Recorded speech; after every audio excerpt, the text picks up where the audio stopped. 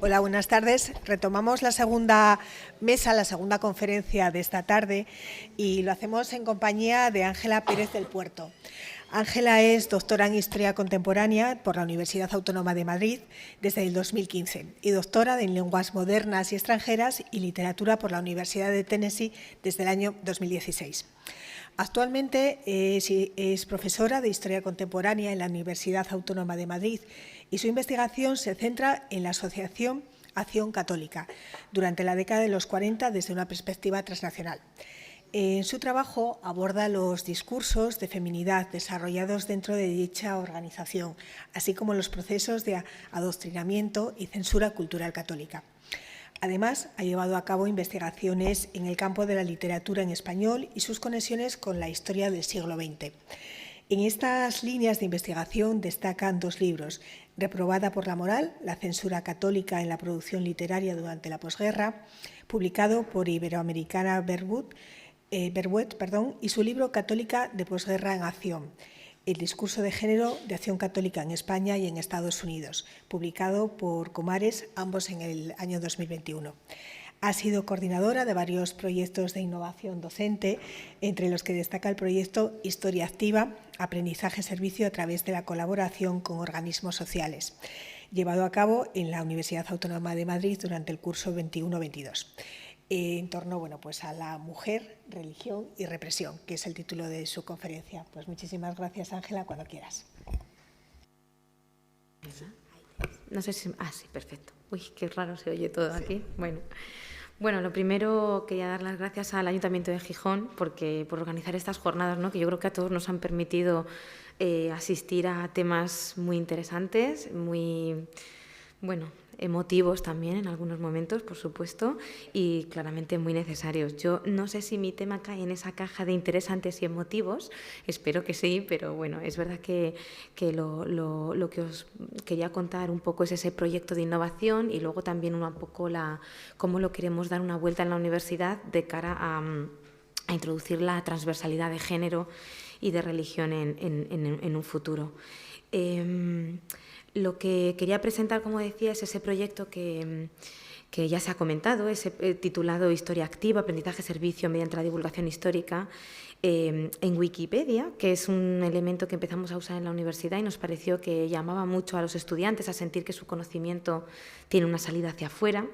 Se puso en marcha, como bien se ha dicho, en el 21-22, pero es verdad que esa es la continuación. El primer proyecto, y sobre el que basa más que nada la presentación, es en la primera experiencia que tuvimos en el año 2021, que además está cruzado por la pandemia. Entonces luego diremos un poco los retos que vinieron también añadidos a este tema. El objetivo principal de este proyecto era, por un lado, exponer a los estudiantes al exterior, es decir, todo su conocimiento sacarlo hacia afuera, sobre todo dándole un sentido práctico de servicio a través de esa colaboración con organismos sociales. La experiencia fue muy satisfactoria. Ay, perdón, que se me ha olvidado. Uy, se ha movido un poco. No sé si se ve bien. Bueno, más o menos. Lo importante yo creo que se ve. La experiencia fue muy satisfactoria, mucho más de lo que nos esperamos, sobre todo para ser una primera experiencia. Resultó en una implicación de los estudiantes en el proyecto muy fuerte, algo que, como digo, nos sorprendió bastante, y además, de hecho, muchos estudiantes traspasaron la asignatura, es decir, que luego terminaron asociándose y perteneciendo a estas asociaciones, a esta asociación en concreto que ahora presentaré, con la que habíamos colaborado, y de hecho han seguido colaborando con ellos. Voy a organizar un poco la presentación para dar cabida a las dos temáticas que quiero mezclar. Un lado, una presentación rápida de este proyecto en el que nos hemos basado para luego seguirlo implementando a futuro con esta transversalidad de género y de cómo estas mujeres fueron protagonistas, sobre todo en el marco de la represión franquista. Como decía, este proyecto se puso en marcha en el 2021 para realizar estas entradas de Wikipedia. Queríamos además que fueran relacionadas con la temática de la memoria histórica y de la represión franquista y, como digo, todo esto se ha puesto en marcha en el contexto de una asignatura llamada Democracia y dictaduras en la España del siglo XX, que daba perfectamente el marco temático para este tipo de innovaciones. El agente social con el que pensamos desde un principio que colaboraran los alumnos es lo que se llama la Asociación de Memoria Histórica Los Barracones, que trabaja además respaldando la recuperación y la difusión del penal de Bustar Viejo. Yo no sé si se conoce mucho el penal de Bustar Viejo, desde luego en la zona de Madrid sí. Yo no soy de Madrid, pero a base de trabajar allí me he dado cuenta que es bastante conocido, pero luego quizá fuera de Madrid no lo es tanto. Y bueno, que no lo sea no es un problema, es normal y de hecho pues pone un poco también sobre la mesa la necesidad de este tipo de proyectos y de este tipo de asociaciones. El destacamento penal de Bustar Viejo fue un campo de trabajo forzados, básicamente. Funcionó entre el 44 y el 52, más o menos. Está situado en la zona norte de Madrid, en la zona de la Sierra, y su objetivo principal era proporcionar mano de obra gratis, por supuesto, o sea, mano de obra absoluta, proveniente de los presos, para la construcción. El objetivo principal era la construcción del ferrocarril Madrid-Burgos. Ese era el objetivo que tenían estos presos, que por supuesto trabajaban en condiciones, bueno, yo diría que de esclavitud. En muchos sitios se habla de semi-esclavitud. Bueno, podríamos debatir dónde está ese límite del semi, ¿no? Todo, por supuesto, parte de un sistema represivo franquista que se nutrió, no en este, sino en muchos otros casos, de presos tanto políticos o de guerra, como presos comunes, estaban mezclados en muchos de estos destacamentos, y el objetivo pues iba desde expiar sus pecados y sus penas a través de estos trabajos forzados en los que, por supuesto, se combinaba la constante violencia física con la violencia psicológica. Contó concreto, el de Bustar Viejo, con un total de 400 presos a lo largo de su historia, aunque se estima que en total, en todo el territorio nacional, con toda la proliferación que hubo de este tipo de destacamentos, llegaron a pasar por estos centros de trabajos forzados unos 6.000 presos. Son centros exclusivamente masculinos, en su 99,999%, por supuesto, y cayeron, como digo, en un olvido además bastante absoluto una vez que se fueron cerrando y se fueron pasando a otras localizaciones.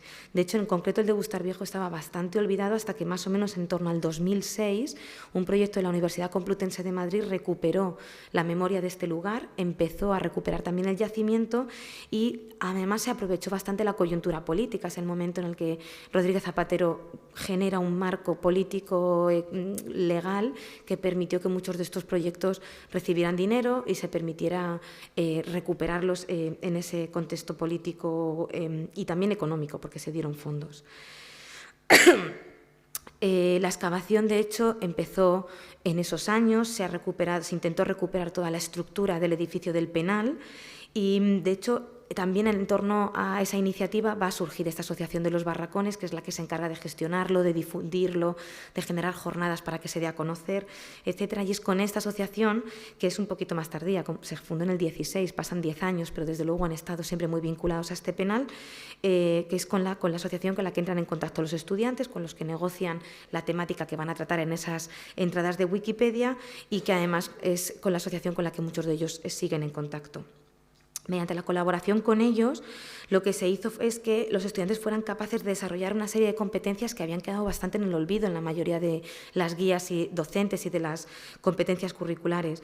Venían recogidos principios como trabajo en equipo, la transmisión social del aprendizaje histórico. Todo eso se quedaba un poco flojo en muchos de estas asignaturas, y no solo eso, no era solo cuestión también de llegar a cumplir elementos que estaban reflejados en sus guías docentes, sino que es que además la Universidad Autónoma en este concreto se había acogido a los Objetivos de Desarrollo Sostenible y a la Agenda 2030 y eran parte de esos objetivos. Así que bueno, mezclábamos un poco también ese deseo de cumplir lo prometido o al menos lo puesto en el papel. Con las aportaciones en Wikipedia que realizaron los estudiantes, se llevó a cabo la creación de una entrada que no existía sobre el destacamento penal de Bustar Viejo, por lo tanto ya está en las redes, ya se puede conocer. Enseguida que pones en Google el destacamento penal de Bustar Viejo aparece esa entrada de Wikipedia, que está hecha, luego me gustaría enseñarosla, hecha de forma muy, muy profesional. Y se fue realizando, digamos, en pedacitos por diferentes grupos de estudiantes que se formaban en torno a 3 o 5 miembros para no hacerlo muy grande. En primer lugar, de hecho, se tuvo que poner un poco a los estudiantes en familiarización con lo que era Bustar Viejo, con lo que es el aprendizaje-servicio, también decir qué queríamos hacer con ellos en el aula. Así que hubo varias sesiones que se dedicaron a familiarizarlos con la metodología y también con el contexto histórico y con el objetivo de estudio. También se les hizo una evaluación inicial que luego utilizamos mucho para evaluar el grado de satisfacción y nos sirvió de mucho para datos cuantitativos y también cualitativos. Asimismo, se realizaron encuentros iniciales con la asociación para que se fueran poniendo en contacto los dos agentes y, de hecho, fueron bastante autónomos en ese contacto con la asociación. Luego ellos concertaban las citas y se involucraron muchísimo. A continuación, dedicamos gran parte del semestre a lo que es la realización per se de la entrada en Wikipedia en trozos y nos resultó muy útil también dividir a los estudiantes por roles, que cada uno asumiera una responsabilidad, si uno era el portavoz, si uno era el organizador, si uno era el documentalista, y eso se hizo también por parte de ellos. Se realizaron tutorías individualizadas, porque sí que es importante en este tipo de proyectos hacer un seguimiento para que sepan lo que están trabajando y poder monitorear un poco más lo que quieren llevar a cabo. Y, desde luego, también se iban haciendo constantes exposiciones en clase, porque el objetivo final era que se hiciera una entrada en Wikipedia, que no pareciera un trabajo de trocitos, sino que tuviera una entidad propia, y eso se trabajó mucho en las constantes puestas en común de todos los grupos en clase. Fueron subidos finalmente a Wikipedia y se hizo una exposición final. Ahí es donde se nos cruza la pandemia, porque lo ideal para este tipo de finalizaciones de proyectos de aprendizaje-servicio es que el actor social, ese gran aliado de los estudiantes en involucrarse en el tema, aparezca en esa última presentación, esa especie de celebración final, pero no aparecieron porque no se podía. La universidad tenía un régimen muy estricto de presencialidad, semipresencialidad o híbrido, bueno, le pusieron millones de nombres, hemos ido transicionando en muchos momentos, pero no pudieron venir. Pero hubiera sido muy beneficioso para todos que hubieran podido venir, pero bueno, quizá en proyectos futuros eso sí que se pueda cumplir. Aún así, a pesar de todas estas dificultades añadidas, la situación de pandemia y todo lo que hemos comentado, hay que destacar, por un lado, la fortísima implicación de los alumnos, el grado de satisfacción que expresaron, uno de motivación en esa primera autoevaluación, pero desde luego de satisfacción en una última evaluación que no he mencionado, pero que se hizo al final del proyecto. Los primeros sorprendidos fuimos los docentes, que no nos esperábamos esta acogida, o sea que desde luego nos animamos a seguir con ella y a darle otra vuelta y a buscar otros temas que puedan gustarles, pero desde luego también hay que valorar el proyecto de divulgación que hay detrás de esto. Primero, porque el hecho de que esté en Wikipedia ya pone en el mundo el destacamento penal de Bustar Viejo toda la memoria de todos los presos que pasaron por ahí, y lo pone también en el mapa de historiadores y de la sociedad en general. Además, un elemento online que permite que cualquier persona pueda acceder a esa información desde cualquier lado. Además, tiene un principio muy cooperativo, porque Wikipedia todos lo podemos editar, que es también un poco el principio con el que se inicia este proyecto de innovación docente. Así que, bueno, encontramos esa plataforma peligrosa en algunos momentos, precisamente por esa facilidad de poder editar, pero que bien utilizada pues tiene un factor de divulgación muy importante. Pero no nos quedamos ahí, intentamos buscar elementos que motivaran a los estudiantes y que divulgaran esto, y al final nos animamos a varios elementos de divulgación en formato podcast. De hecho, el primero fue Universidad Utopía, que se realizaba dentro de un proyecto de investigación financiado por el Ministerio llamado Histopía, Historia del Futuro, la utopía y sus alternativas en los horizontes de expectativa del mundo, tiene un nombre muy largo, contemporáneo siglo XIX a XXI. Pero lo importante es que se ofreció esta posibilidad de hacer un podcast dedicado a este tema. Se organizó una mesa redonda, además aquí sí pudieron venir docentes, alumnos y también miembros de la Asociación de los Barracones, y se hizo esa puesta en común, muy interesante. También se hizo un podcast dedicado exclusivamente al destacamento penal de Bustar Viejo en el Foro de la Historia, que está centrado en la divulgación histórica, y además una de las alumnas que había participado como alumna de esta asignatura, pero también como miembro incorporada al proyecto de innovación, escribió un artículo relacionado con el penal de Bustar Viejo en el diario.es. O sea que hubo mucha difusión en la medida de nuestras posibilidades y ellos estuvieron muy presentes, los alumnos y las alumnas, en todo momento.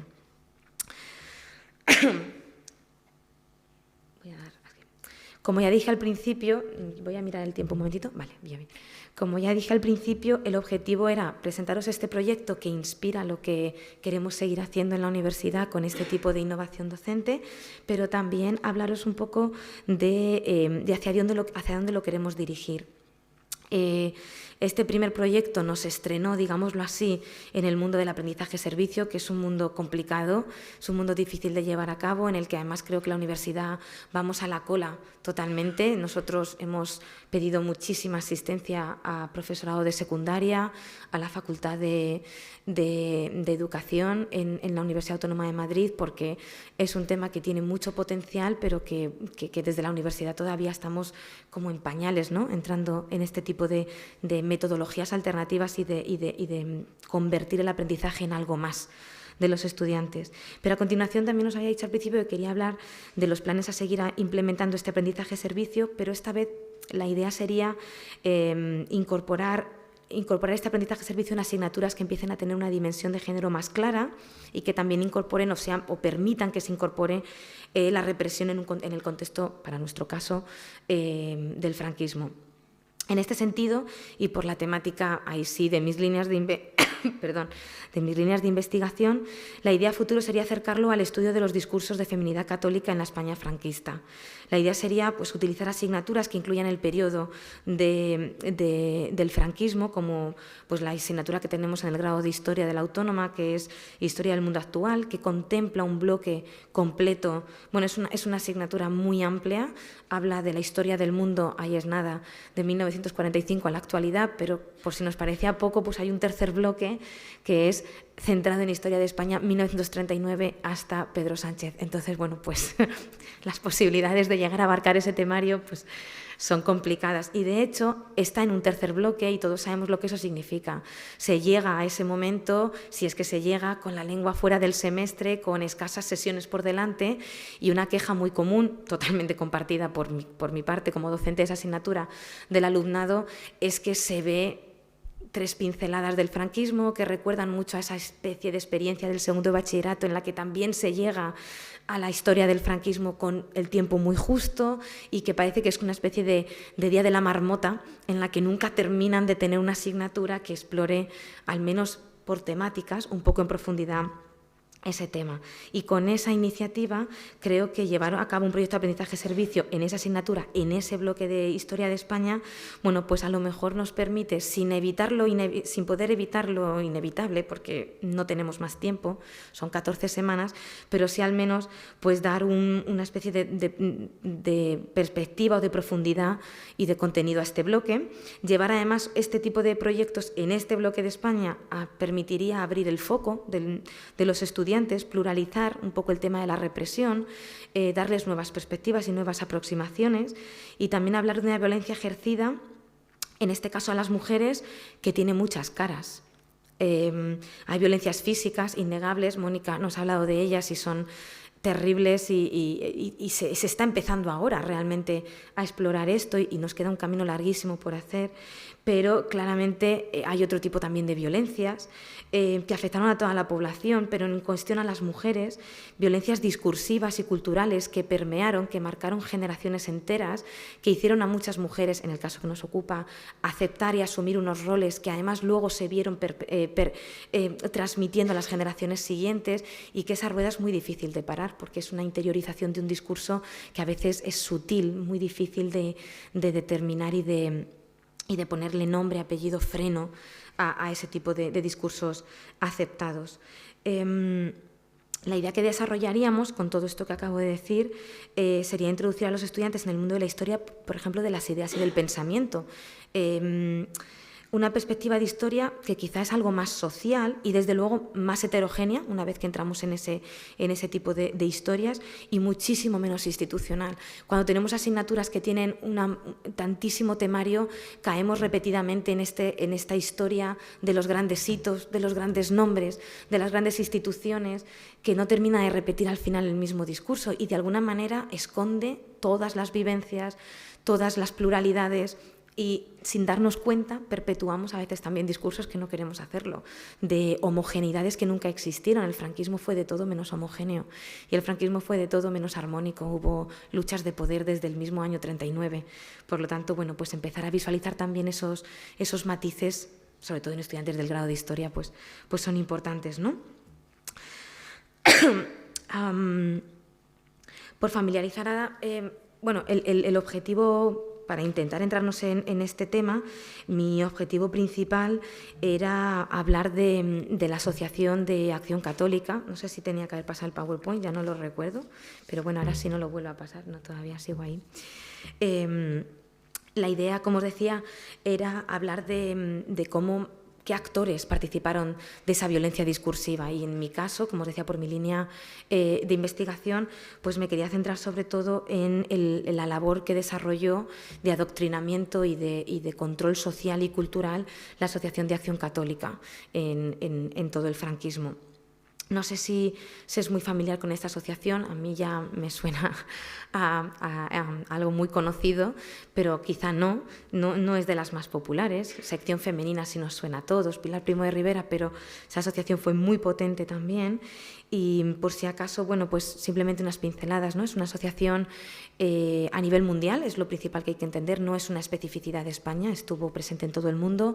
En el caso de su vertiente femenina, porque hubo vertiente femenina y vertiente masculina totalmente diferenciadas, solamente la jerarquía entraba a participar en ambas secciones, pero los hombres laicos no entraban en los asuntos de las mujeres, y ni viceversa, por supuesto. Pero la parte de las mujeres se funda en los años 20 en España, en Estados Unidos, en Alemania, en Inglaterra, en Italia, es algo muy común a todas ellas. Tiene un carácter transnacional de base muy fuerte y además, como digo, tendrá una clarísima distinción entre hombres y mujeres, y todos se pondrán al servicio de una jerarquía que tiene claro que está viviendo un momento de pérdida de valores morales y también de poder de la Iglesia Católica, y lo que van a hacer es formar un ejército de católicos que remedie eso en aquellos lugares en los que la jerarquía se da cuenta, o los sacerdotes, que no pueden llegar, que no permean, que no llegan. Es el caso de los obreros y las obreras, por ejemplo, pero habrá muchos otros casos. Para entender mejor lo que me interesa y nos interesa por lo que estaba presentando, que es su llegada al franquismo y cómo empiezan a desarrollarse en los años 40, y poner también un poco en contexto esos discursos a través de los que implementaron esa violencia discursiva y esa represión social y cultural, habría que matizar los puntos, para la cuestión de las mujeres, los puntos en los que construyeron un discurso de lo que era ser mujer a partir de los años 40 por parte de esta asociación, y que se dedicaron durante todo el franquismo a difundir. Fue mutando, eso sí, no fue siempre el mismo, pero que tenía una especie de tríada ideológica muy clara, pues fundamentada en 3 puntos.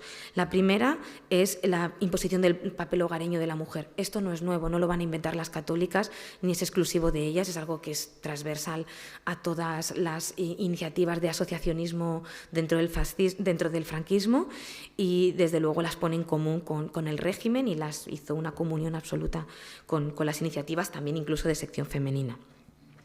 Pero además es una imposición del rol hogareño que muchas veces se ha querido hablar que es simplemente por ideología, pero hay una justificación demográfica. Hay una España que recuperar demográficamente, y desde luego este rol hogareño facilita y mucho esa recuperación demográfica. En segundo lugar, la segunda pata de esa tríada ideológica que van luego a poner en marcha en el adoctrinamiento de las mujeres será cómo convirtieron a las mujeres y cómo entendían el colectivo de las mujeres como una especie de modelo constante de pureza, decencia y abnegación. Tampoco se lo inventan ellas, pero lo que significa pureza y abnegación y decencia sí va a tener unos matices muy claros para las católicas, y muy en conexión con el catolicismo en todo el mundo. Lo que era ser pura, abnegada y decente en la España franquista para las católicas, lo es para las católicas estadounidenses, por ejemplo, es totalmente común a ellas. Y además en el caso español van a tener un hincapié muy fuerte en los 40 con esto, porque sienten que se ha desestabilizado un orden tradicional en el plano social, en el plano moral, en el plano familiar, en el plano sexual. Hay que recuperar eso y hay que resignificarlo. Es la recatolización, la moralizar de nuevo, ya mejor dicho así, el alma femenina, y a esa tarea se lanzan, y en ese lanzamiento empieza el adoctrinamiento que van a poner en marcha, que iba pues desde, por supuesto, el aprendizaje del dogma, pero pasando por una formación muy fuerte en aspectos como propaganda, porque se espera que luego lo difundan fuera, y si no son buenas difundiendo el dogma, no solo porque no se lo sepan, sino porque no saben cómo propagarlo y cómo hacer propaganda de ello, no están siendo efectivas. El tercer pilar también sería el tema de desarrollar una labor maternal hacia el mundo, es decir, son mujeres metidas en el hogar discursivamente, porque esto pasó como concepción femenina. La mayoría de estas mujeres no tuvieron un papel especialmente hogareño. Muchas de ellas no se casaron nunca y muchas de ellas desarrollaron tareas muy de cara hacia el mundo, hacia lo exterior, hacia la esfera pública y no la privada. Pero discursivamente sí van a enfatizar en eso y van a aglutinar a las mujeres y a adoctrinarlas, repitiendo y repitiendo este discurso eterno de vuelta al hogar, de modelo de conducta, y la tercera pata de esa triada sería el tema del desarrollo de una especie de función maternal de la mujer hacia el mundo. La mujer es madre en el hogar y fuera de él, y cualquier individuo de la sociedad es susceptible de ser cuidado por esas mujeres. Vemos además que se va a facilitar una fuerte formación de estas mujeres católicas y de todas las socias que van aglutinando en torno a Acción Católica en el rol de lo que llaman el campo social. Quieren que sirvan a esa comunidad católica, adoctrinarlas en los valores y aglutinar. Cuantas más socias, mejor. Es el objetivo, crear el ejército de seglares que además las separará de sus eternas confrontaciones con sección femenina. Por lo tanto, cuantas más mejor. Fue una lucha de poder clarísimo en estos momentos. No están solas en este discurso, esto no viene inventado por las ramas femeninas de Acción Católica. Pío XII, el Papa en este momento, ya lleva constantemente llamándolas a que hagan este tipo de actividades y además las anima a que formen un tipo de actividad en el apostolado que se llamó horizontal, y para esto se formarán secretariados, es decir, que empiecen a parcelar sus lugares de acción para poder focalizarse más y poder concentrarse más por sectores y ser más efectivas. Ese es el objetivo principal, y ahí es donde entra el tema de la clarísima represión y cómo empezaron a buscar cómo afectar y cómo adoctrinar a otras mujeres. Secretariados que, por supuesto, no me voy a centrar en describirlos todos, porque además llegaron a ser más de 20 a lo largo de todo el franquismo, pero sí que me parece que para el tema que nos ocupa y para lo que se pretende... A ver, ya no sé por qué página voy. Para lo que se pretende trabajar luego con el aprendizaje-servicio, que describiré muy brevemente, querría mencionar dos, porque tuvieron un papel muy fuerte en cómo se implementó esa violencia discursiva hacia las mujeres, esa reeducación, digámoslo así, para ir como sedimentando un discurso que luego se repetirá y se transmitirá a las siguientes generaciones. El primero sería el Secretariado Benéfico Social. Fue clave en el tema de la proyección hacia el exterior que comentaba antes, que asumieron las mujeres de Acción Católica, y además es uno de los que tenía mayor capacidad de captación y de adoctrinamiento de nuevas socias. Es su principal objetivo. Por ejemplo, desde este secretariado se van a organizar muchísimas actividades dirigidas a las clases más desfavorecidas, donde creían que había una importante grupos de mujeres que podían ser llamadas dentro de esta Acción Católica, muchas de mayoría obrera, inicialmente muy separadas de la Iglesia, pero que van a centrar mucho en volverlas a traer a la Iglesia mediante pues ayudas económicas, escuelas nocturnas, cuidados de hijos, por ejemplo, mientras que estaban en los trabajos, etcétera. Otras de las labores que este secretario dedicó muchísimo tiempo, especialmente en los años 40, fue, y esto es muy interesante quizá, es el rescate de jóvenes y niñas abandonadas.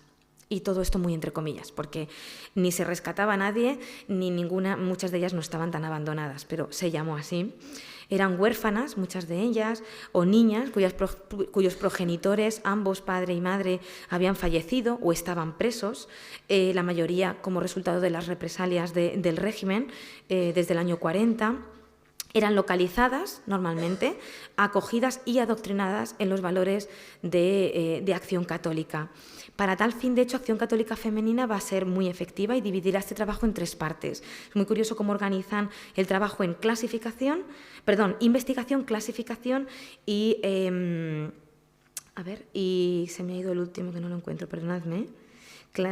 Y protección, eso es. La parte dedicada a la investigación registraba el máximo de casos posibles, era acumulación de datos, básicamente, número y paradero de dichas niñas. Ese era su principal objetivo. Ahí pasaría el segundo escalón, que era la tarea de clasificación que llevaba a cabo este secretariado, y consistía en separar a las chicas en 2 grupos iniciales. Uno, entre comillas de nuevo, las pervertidas. Es decir, aquellas que no compartían ya de base y que por edad era difícil quizá de revertir los valores que defendía la Acción Católica, y las que aún no lo estaban. Todavía había potencial en esas niñas. De las primeras directamente se encargaría el Secretariado de Moralidad, que luego comentaré brevemente. Ese ya era el primer filtro. De las segundas, si aún estaban en edad escolar y si tenían familia de segundo grado, el responsable era el Secretariado de Enseñanza y se encargaban de monitorear constantemente que esas niñas estuvieran escolarizadas dentro de escuelas con principios del catolicismo, como eran todas en el franquismo, pero desde luego también dentro de las escuelas de Acción Católica y con fuerte presencia de las mujeres de Acción Católica. El Secretariado Benéfico Social se hacía cargo de las que, aún estando todavía en edad escolar, no tenían familia por orfandad y porque no había ninguna familia de segundo grado y debían, por tanto, ingresar en un asilo. Asilos que luego veremos determinará el Secretariado de Moralidad cuáles son los pertinentes o no para que vayan estas niñas. Las que ya no estaban en edad escolar eran clasificadas de nuevo en dos grupos. Primero, las chicas que tenían hermanos pequeños a su cargo y estos pasaban al Secretariado de Familia. Estas niñas eran gestionadas, o chicas ya en este caso, eran gestionadas por el Secretariado de Familia. Y luego las que vivían con familiares y trabajaban en talleres. Ese sería otro grupo. Y por último, como un grupo último, estaba el grupo de las que no tenían familia, que en este cajón de no tener familia también entraba que tuvieran familia, pero que no se consideraba apta para la educación de estas niñas. Es decir, que no era deseable la influencia que esas familias, bien por historia de la familia, bien por la ideología previa o por muchísimos otros factores, se consideraba que podían perjudicar a estas niñas. Esto suponía una mala influencia para ellas y eran separadas. Si eran captadas por Acción Católica, eran separadas de estos familiares. De estas se encargó totalmente este Secretariado Benéfico Social y normalmente buscaban un grupo de mujeres de dentro de Acción Católica que se encargase de cuidar a estas chicas y, por supuesto, de mantenerlas alejadas de esos ambientes perjudiciales que ya he mencionado. El Secretariado de Moralidad que he dicho antes también es muy importante y además es curioso porque este ya funciona previo a la Guerra Civil. Las mujeres ya habían puesto en marcha un secretariado de Acción Católica, las mujeres ya habían puesto en marcha un Secretariado de Moralidad desde el año 34, o sea que es uno de los que lleva mayor recorrido y por lo tanto cuando llegan los años 40 es uno de los secretariados que está en pleno funcionamiento con una experiencia previa, ha pasado además por la guerra, ha seguido funcionando durante la Guerra Civil y tiene una gran experiencia. De sus múltiples tareas destaco su labor en las cárceles. Y así conecto un poco más también con lo que ha venido presentando Mónica. En ellas llevaron a cabo muchas tareas en las cárceles, pero desde luego impartían, por ejemplo, catequesis, obligatoria totalmente, por supuesto, servicios de asesoría espiritual, así lo llamaron, y de conducta para remodelar a estas presas y reinsertarlas en su salida futura de la prisión en la sociedad que les estaba supuestamente esperando con los brazos abiertos. Y las presas, evidentemente, pues se animaban o se sumaban a este tipo de iniciativas porque además normalmente tenían compensación en reducción de penas o en algún tipo de compensación dentro de su estadía en la cárcel. También había visitas constantes por parte de este Secretario de Moralidad a las condenadas a muerte y a las prostitutas, puesto que ambas solían estar normalmente en régimen de aislamiento o muy comúnmente en régimen de aislamiento, y a este segundo grupo, pues lo mismo, solían dar asesoría, explicaciones de catecismo y sobre todo también hacían jornadas de salvación del alma, en las que se enseñaba a estas presas a rezar, digamos, entrar incluso en sus últimos momentos dentro de los cánones establecidos de feminidad y catolicismo del momento. O sea, que ni siquiera en sus últimos meses de existencia y de penosa existencia, pues se dejaba descansar en paz a estas mujeres.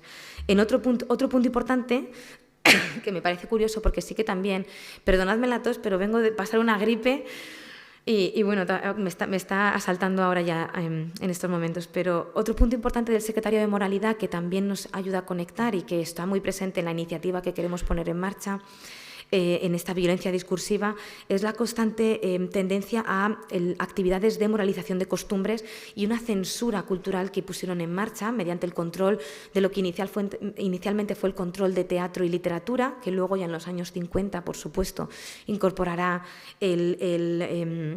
la censura y el control de las películas, cuando empezaron a llegar muchas más proyecciones cinematográficas a España. Y respecto a esto, además, hay que decir que la Acción Católica en general y el Secretariado de Moralidad para las Mujeres en concreto implementó una censura paralela. Es decir, que por supuesto apoyan la censura del franquismo, la censura que llamaban oficial, pero que para ellas y para ellos, en la versión de la censura más general de Acción Católica, es laxa. Deja mucho que pasar, tiene las puertas muy amplias, sobre todo en temas de moralidad y decencia social, y por lo tanto decidieron que la única forma de paliar esta deficiencia es implementando su propio sistema de control y de censura cultural a partir del año más o menos 39-40. Esto abrirá la puerta, y no me entretengo porque esto ya sería otro tema, pero solo como apunte, esto abrió la puerta a una cantidad de conflictos y de choques entre lo que es el gobierno, la parte política del franquismo y Acción Católica, y en momentos también con la propia jerarquía eclesiástica, muy interesantes, que nos hablan de esa pluralidad que decía antes, de esa no armonía nunca existente en el franquismo, y que hablan además de estas familias en constante lucha de poder para controlar pues, la vida cultural y social del país en ese momento. Voy acabando, lo prometo.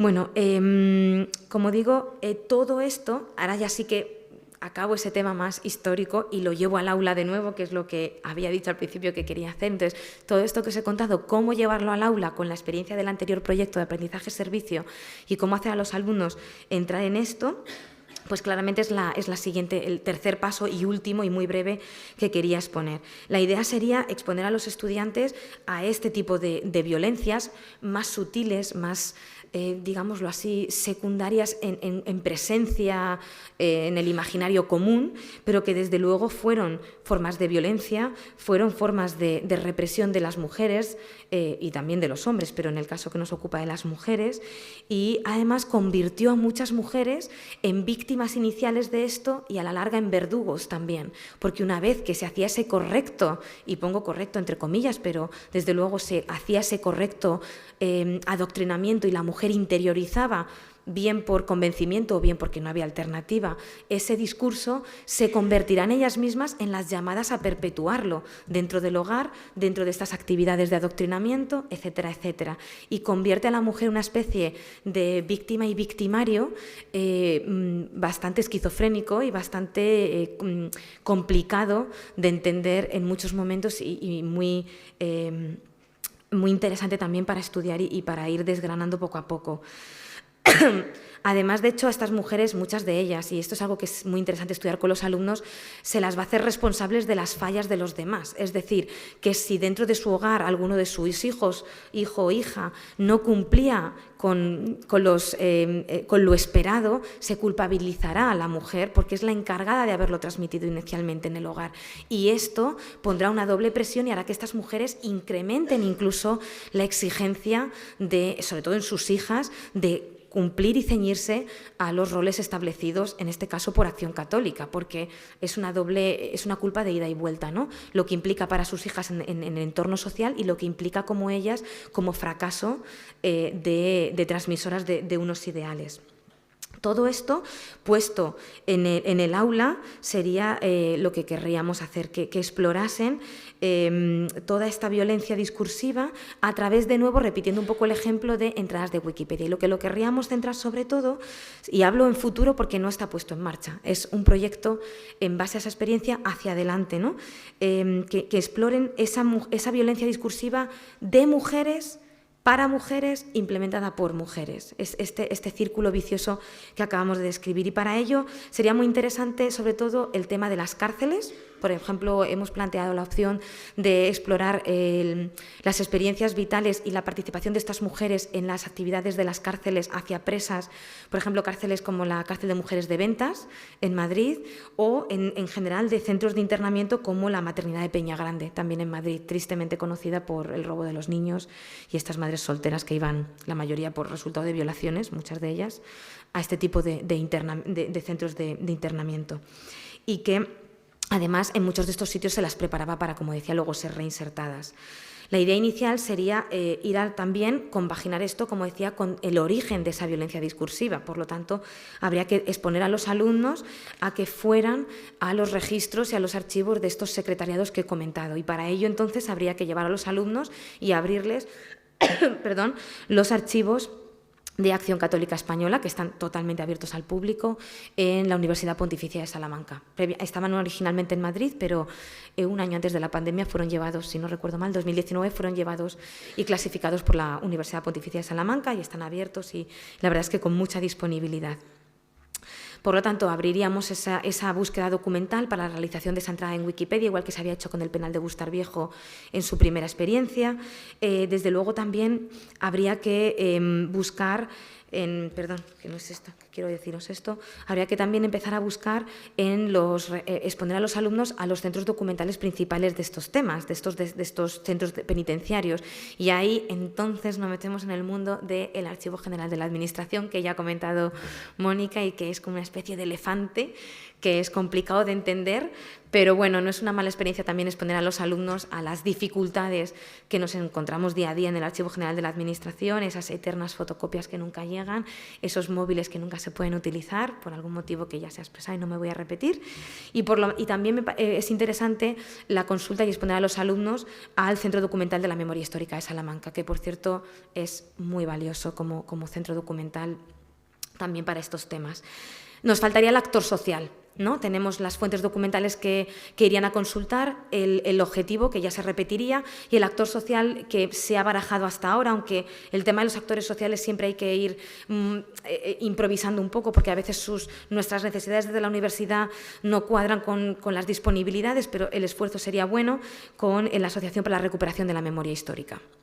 Una asociación que se funda en el año 2000, que tiene totalmente el amparo del empuje de las leyes de memoria histórica, que tiene como objetivos además dar difusión, poner en marcha un archivo como objetivo final de toda la represión y todos los desaparecidos en la guerra civil y en el franquismo, y ese sería el ideal actor social para esta puesta en marcha del aprendizaje-servicio en el aula.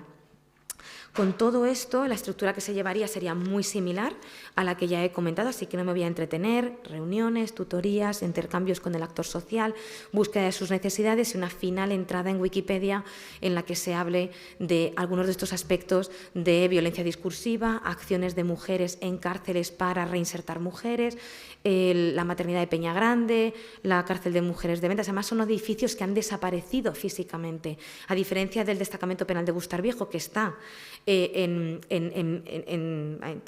plenas condiciones, además que eso se conserva muy bien, aunque ahora he leído hace poco que en 2021 permitieron una grabación para hacer una especie de recreación de Afganistán y han dañado bastante el edificio. Así que, bueno, es un tema ahí de conservación. Pero estos edificios que comento han desaparecido. La cárcel de Ventas no existe, la cárcel de mujeres de Ventas, y el edificio de la maternidad de Peña Grande fue destruido y está medio reconvertido parte de sus instalaciones en un instituto de secundaria. Por lo tanto, no existen ya los espacios físicos, pero sí su documentación en estos fondos documentales. Estas entradas en Wikipedia serían el objetivo final, y esta socialización de esta digamos, incursión de los estudiantes en lo que son las violencias discursivas. Partiendo del éxito, y con esto ya acabo, que tuvo la anterior experiencia de aprendizaje-servicio y el grado de altísima satisfacción del alumnado, su respuesta positiva al tema, su respuesta muy positiva a rescatar las vivencias y las experiencias de las víctimas de la represión franquista en estos penales que habíamos dicho, se espera, desde luego hemos puesto todas las ilusiones en que se repita esa experiencia, en que esta nueva iniciativa pues claramente contribuya a lo que creemos que tenemos que hacer, que es crear estudiantes muchísimo más empáticos con nuestra historia y con lo que ha pasado en nuestra historia, con uno de los periodos además más oscuros de la historia de España, con vocación como historiadores futuros a divulgar, que es lo que nos falta desde la academia, salir y divulgar y dejar de ceder esos espacios a otros especialistas, pero que no son historiadores y que quizá no tienen la experiencia y el bagaje de historiadores, a generar historiadores que quieran divulgar y que quieran pasar la barrera de cristal de la academia. Y desde luego lo más importante de todo esto, y que también fue el denominador común del anterior proyecto, generar ciudadanos con memoria. Así que nada, con esa expectativa de éxito, muchísimas gracias por vuestra atención.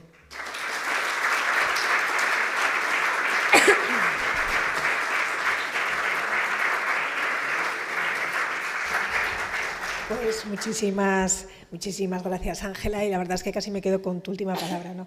Ese generar ciudadanos con memoria tan necesario, ¿no? Desde luego que sí, ¿no?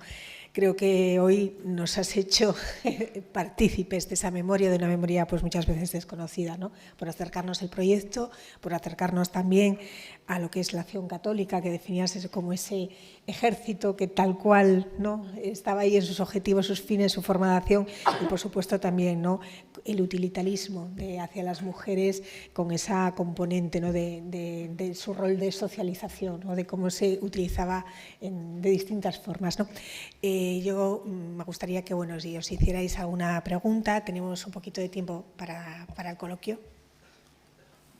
Sí, solo quería incidir un poco en lo último que comentaste, en el caso de Bustar Viejo, porque anecdóticamente iba a comentar que, bueno, que estuve el año pasado en esas tristes circunstancias. Digo, la de filmación de una película. Bustar Viejo, efectivamente, el pabellón, el problema que sigue teniendo es que actualmente es privado, es un corral privado donde unos vecinos del pueblo guardan su ganado, y allí todavía queda resto de la letrina. En fin, los pabellones, las estantes, todo donde los presos estuvieron ahí en los años 40.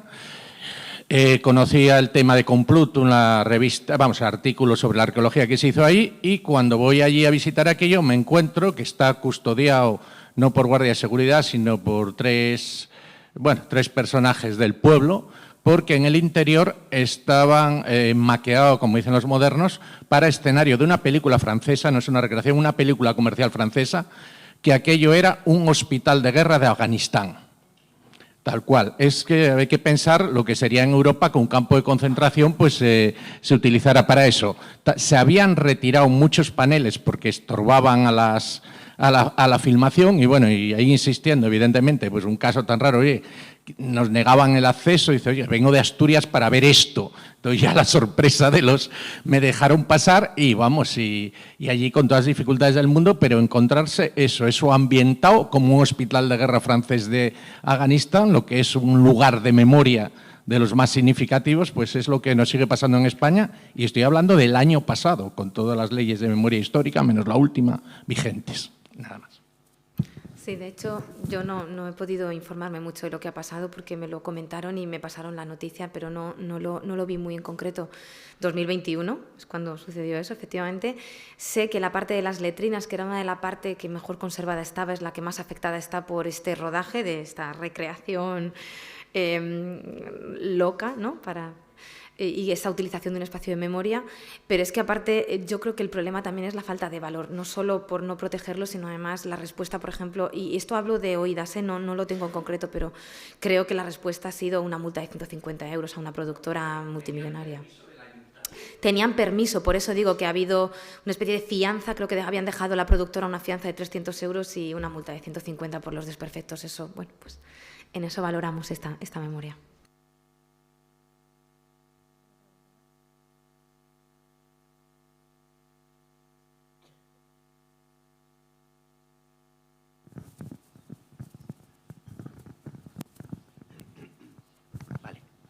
Gracias. Gracias a las dos, a Ángela y a Mónica. No, iba a preguntar antes a Mónica, pero no había tiempo, ¿o no?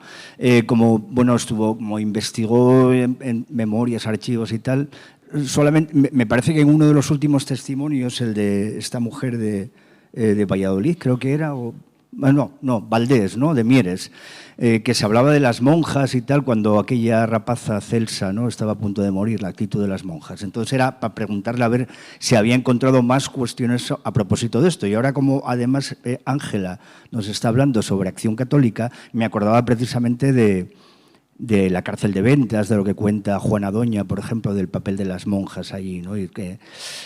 Y pensaba, bueno, la hipocresía típica, ¿no? De la Iglesia, ¿no? Quiero decir que y del régimen en general, ¿no? Que hablando de la moralidad y todo esto, sin embargo habría las mujeres caídas, como las que no sé si cuando se habla de la represión, que también quería preguntar a Mónica o a las dos, ¿no?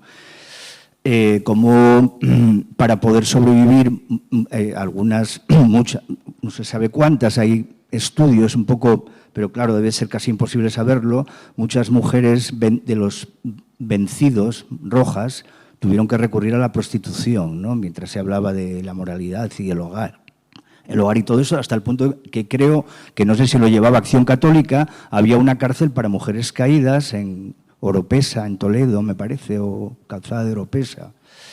Bueno, era un poco esto. Bueno, y me llama la atención lo de Acción Católica, que no sé hasta qué punto tenía peso, porque por otro lado estaba Auxilio Social, y no sé si había una disputa ahí. Al fin y al cabo, el catolicismo era el nacionalcatolicismo, uno de los soportes fundamentales del régimen, y no sé si había ahí pugna o no la había, o si quizás Acción Católica tenía más influencia en medios rurales, bueno, digo por lo que yo conozco, por antecedentes familiares, ¿no? Y quizás Auxilio Social más en núcleos urbanos más grandes. Bueno, no sé si quedó claro. Gracias. Pues, Mónica, no sé si quieres unirte a... Mónica, acércate si quieres. Bueno, lo primero que preguntabas era sobre si había más casos de esto de las monjas y demás. Bueno, en las memorias, sobre todo en las memorias de la cárcel, y en concreto en la cárcel de Saturrarán, que era la que regentaban monjas, bueno, en general las prisiones de mujeres las llevaban monjas, ¿no? El tema de la crueldad de estas señoras pues desaparece en todas, ¿no? Además de una forma muy consistente y muy obsesiva casi, ¿no? Obsesiva pero justificada, ¿no? Bueno, que además otras cosas que dicen es que especulaban o sea, que se dedicaban al extraperlo con los productos de primera necesidad de las reclusas. Las memorias de Dolores Valdés son especialmente interesantes por ese tema anticlerical, porque ella era especialmente anticlerical, ¿no? Tiene una poesía en la que, bueno, ataca a la Iglesia por todas partes en las que puede, y menciona esto de que las monjas especulaban con los alimentos, ¿no? Y dices, bueno, a lo mejor no lo sabía, pero es que consistentemente todas las memorias hablan de esto, ¿no? Y también hay documentación que lo prueba. Entonces, bueno, son cosas que se saben. Y luego lo de la prostitución, pues que no sé si Acción Católica, supongo que sí llevaba algo, ¿no? Pero la prostitución sobre todo lo lleva el Patronato de Protección a la Mujer, ¿no? Que además está bastante estudiado también. No sé si lo suficiente, pero se sabe, ¿no? Y bueno, la prostitución es un tema tabú, entonces es algo de lo que no se, de lo que las mujeres que lo ejercieron no lo hablan tanto, ¿no? Entonces, bueno, tenemos menos testimonios, yo creo. No sé si tú, Ángela, sabes algo más de eso que yo. Yo sé. El tema de la prostitución, estoy totalmente de acuerdo con Mónica, es un tema para rastrear complicado. Pero sobre lo que me preguntabas de la pugna, evidentemente, de hecho, va a ser previo a la misma guerra civil. Ya desde los años 30 están subiendo en números Acción Católica, y cuando ya Sección Femenina sea una fuerza evidente tendrán enfrentamientos silenciosos, porque evidentemente pues estamos en dictadura, hay que proyectar una imagen de armonía y de convivencia entre las fuerzas participantes del régimen, pero estuvo ahí. Comentaba lo de la censura, pero en el año 39 le censuran una encíclica a Gomá, al arzobispo Gomá, es decir, que hubo una pugna entre jerarquía, sobre todo cuando se estaban configurando las tres patas principales del régimen, que está claro. Y entre las mujeres de Sección Femenina y de Acción Católica, bueno, en el estrecho margen de discusión y de debate tuvieron su discusión y sus enfrentamientos, porque su objetivo es el mismo colectivo. Entonces iban compitiendo en números. ¿Dónde eran más presencias? Acción Católica empieza a ser un movimiento muy elitista, de formar a la élite que luego, con una visión muy paternalista de la sociedad, adoctrina al ejército de seglares femeninas, pero eso tiene que partir de una élite intelectual y religiosa, y así por eso en los años 20 y 30 se hace un hincapié muy fuerte en educación de esa élite, o adoctrinamiento de esa élite, porque educación tiene otras connotaciones a veces. Y sí que es verdad que tuvieron mucha presencia en el mundo rural, luego ya en el franquismo, porque uno de los principios de Acción Católica es la base parroquial. Y desde ahí empezarán a aglutinar a muchas mujeres. Pero también tuvieron mucha fuerza, por ejemplo, en Madrid, y competían. Ellas no llevaban, por ejemplo, cárceles, eran funciones de visitadoras. pero cuánto de visitadoras eran y cómo aglutinaban funciones en la cárcel por encima de las funciones de sección femenina, eso sí estaba en pugna. Normalmente, como al final las cárceles eran lugares estatales y tenían la protección del Estado franquista, solía ganar sección femenina, eso desde luego, porque es la asociación por excelencia de adoctrinamiento femenino del Estado franquista, pero ellas pelearon sus espacios. Y luego, de hecho, en los 50 esto se matiza y empezarán a buscar sus propios espacios, como con las obreras y con los círculos de estudio.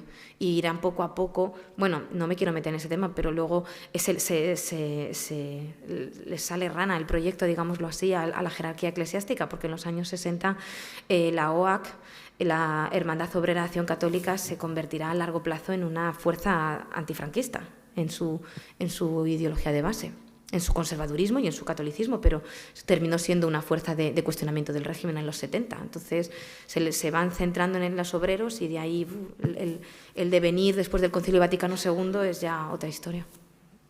Pues muchas gracias y damos paso a la última pregunta. Sí, ya está. Más que una pregunta, es una sugerencia para tus alumnos, que quizá les resulte más divertido. Y muy agradecida, porque estamos pez, total. Respecto al adoctrinamiento de la mujer durante largos años, yo creo que les propondría que investigaran, debe de estar en el archivo de la radio, no sé, el consultorio sentimental de la señora Francis. Aunque creo que quien lo escribía era un varón, pero yo recuerdo a mi madre escuchar eso y las barbaridades que sugería la señora Francis. Y de hecho, la Acción Católica critica que las mujeres escuchen ese consultorio. No será creen que convierte a la mujer en una mujer de ocio y que la mujer tiene que estar a otras labores. Ese tiempo que está... Es que había discursos, matices, ¿vale? O sea, no son grandes diferencias, que ya son el día y la noche. Pero, por ejemplo, para sección femenina habrá sus cuestiones en algunos momentos con el consultorio que has mencionado, porque convierte a la mujer en una pasiva de ocio en el hogar. La mujer tiene que estar difundiendo el mensaje y saliendo fuera a difundirlo. No puede perder el tiempo, es el ejército. Es que, aunque criticaban a sección femenina ser un brazo muy político y muy militarizante, y hablaban de que convertía a las mujeres en una especie como de marimachos vestidas de oscuro, que se preocupaban de hacer gimnasia, pues es eso. Luego también ellas en su propio concepto también estaban militarizando mucho a la mujer, una especie de soldado siempre presente en la difusión, pero eso es una fuente valiosísima. Para historia sentimental, además, es además una nueva metodología que creo que todos tendríamos que abrazar, porque habla mucho de mujeres.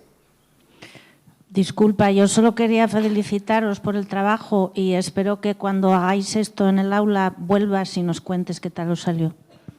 Ojalá que para traer éxito. Ahora me doy contra la pared y digo, pues no sirve, no lo hagáis. Muchas gracias. Pues seguro que no, Ángela, y ya ves que estás en plan para volver a contarnos los resultados del próximo proyecto. Pues nada, muchísimas gracias y nada, ya damos paso a la siguiente mesa con el profesor, con Rubén Vega y con Miguel Barrero, director de Cultura. Gracias.